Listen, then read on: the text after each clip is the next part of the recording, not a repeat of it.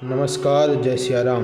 बंधुओं, भगवान शिव का भैरव अवतार कैसे हुआ? काल भैरव की कथा। भगवान शिव के काल भैरव अवतार का जन्म मार्गशीर्ष महीने के कृष्ण पक्ष की अष्टमी को हुआ था।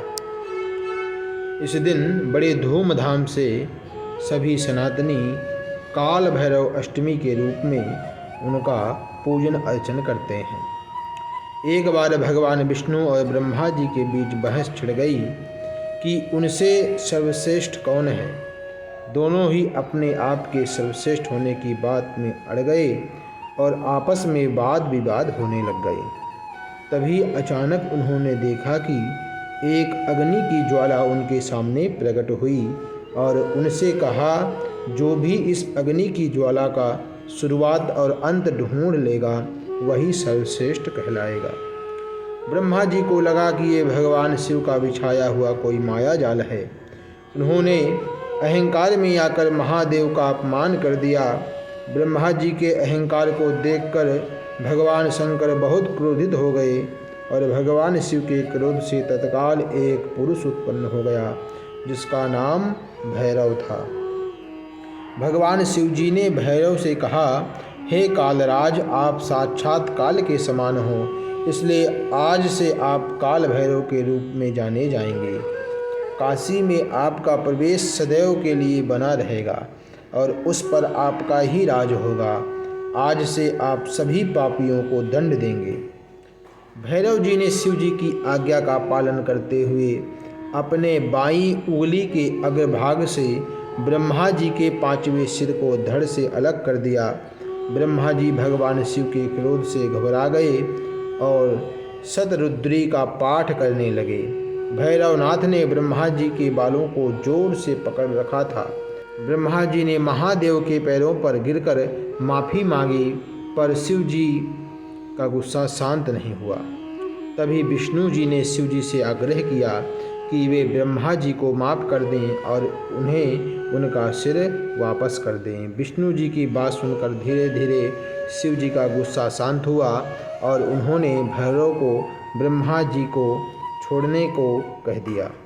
भगवान शिव ने ब्रह्मा जी को श्राप दिया और कहा कि वह कभी भी किसी भी पूजा में पूज्य नहीं हो पाएंगे।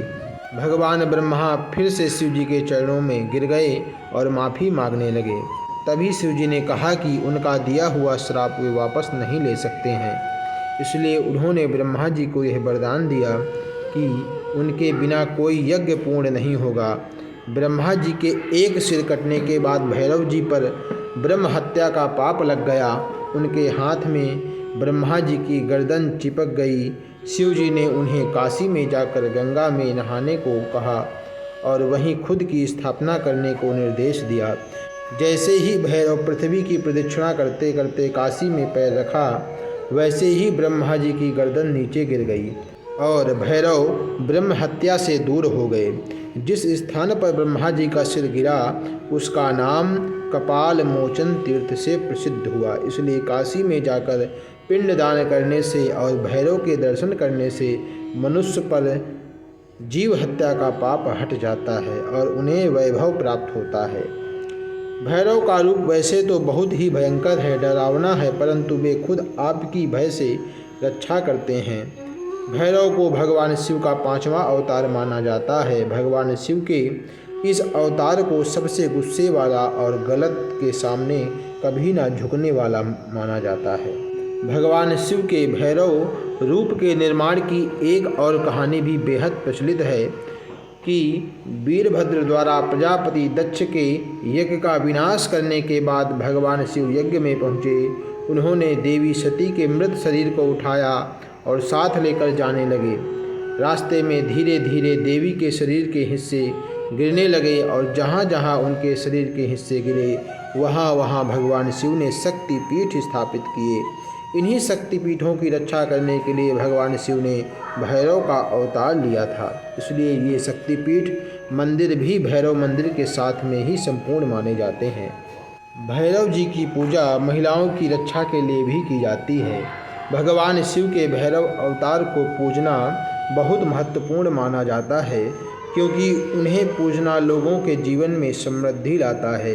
भैरव का प्रसिद्ध और चमत्कारी मंदिर मध्य प्रदेश के उज्जैन और उत्तर प्रदेश के काशी में स्थित है। उज्जैन में काल भैरव तो वहीं लखनऊ में बटुक भैरव का मंदिर है।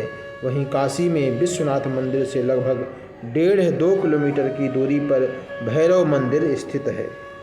भगवान शिव का भैरव अवतार हमें अहंकार, क्रोध और कपट की भावना से दूर रखने की सीख देता है।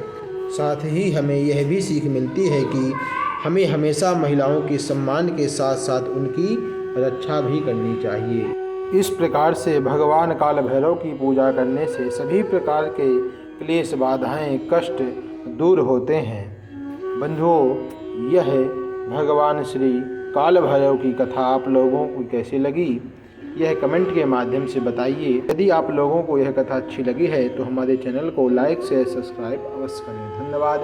जय श्री सीताराम। हर हर महादेव।